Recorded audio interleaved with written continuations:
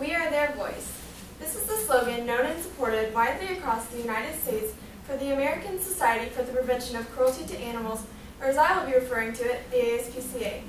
If you have seen, which I'm sure you all have and wish you hadn't, the depressing commercials of pitiful-looking animals, then you have heard of the ASPCA.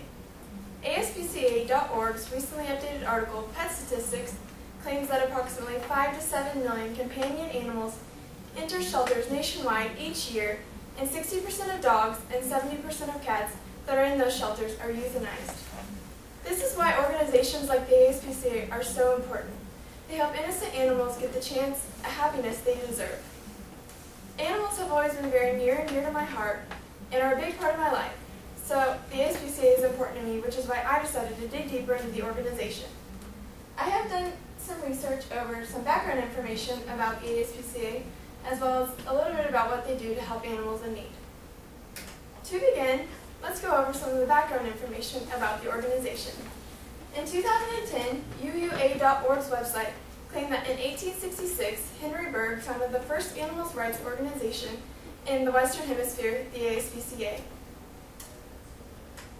It is a privately funded, not-for-profit organization and currently has over 1 million members throughout the United States.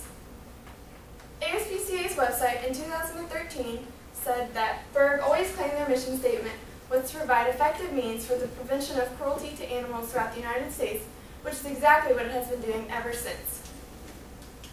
It currently provides national and local leadership in many different areas.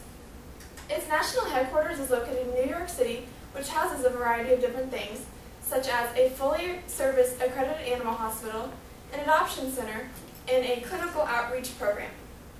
In 2011, CharityNavigator.org reported that the ASPCA had a revenue of $148 billion. It went on to say that the ASPCA used $85 million of that for its program expenses, which is about 65% of what they had raised.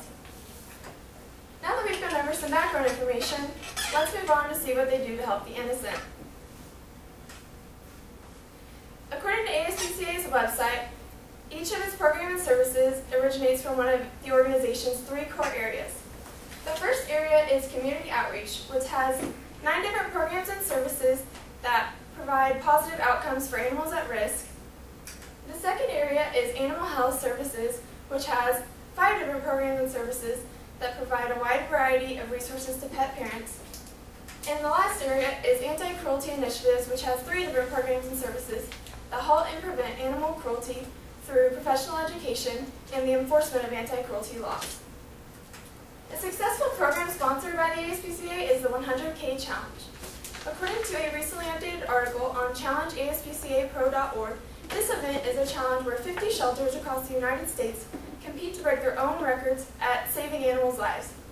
It went on to say that in 2011, the competitors saved an increase of 9,000 animals' lives, and in 2012, they soared ahead of that and saved an increase of over 14,000 animals' lives. Recently, the ASPCA rescued many dogs from a multi-state dogfighting ring.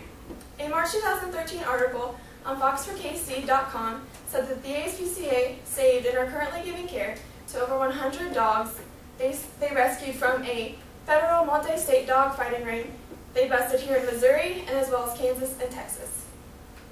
To conclude, today I've only touched on what the ASPCA involves, which was some of the background information about the organization and a little bit about what they do to help animals in need. I hope the information I have shared with you has impacted you as it did to me, and always remember we are their voice.